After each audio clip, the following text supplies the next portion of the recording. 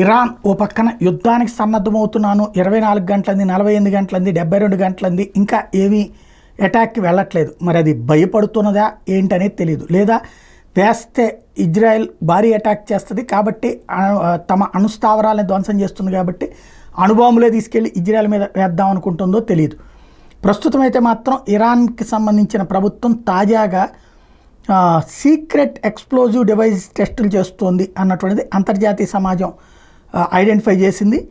Nuclear missile war హెడ్లకు సంబంధించినే ఇలాంటి టెస్టులు చేస్తోంది అన్నటువంటిది ఇరాన్ ఇంటర్నేషనల్ సంస్థ వాళ్ళు అక్కడ ఉన్నటువంటి మీడియా ప్రొజెక్ట్ చేసుకొస్తుంది. అంటే ప్రపంచానికి చెప్పడం కోసం, భయపెట్టడం కోసం చెప్తున్నదా, నిజంగా అక్కడ ఆ పని జరుగుతోందా, అంటే ఏదో జరుగుతోందిలే, ఏమి యుద్ధం ఏం ఆపట్లేదు, యుద్ధ వాతావరణం ఏం ఆగలేదని చెప్పడం కోసం ఈ ప్రచారం చేస్తున్నారు. ఎందుకంటే ఇరాన్లో వేరే వాడు ఎవడు వార్తలు ఇవ్వడు, ఇరాన్ ప్రభుత్వపు అనుకూలురే వార్తలు ఇస్తారు.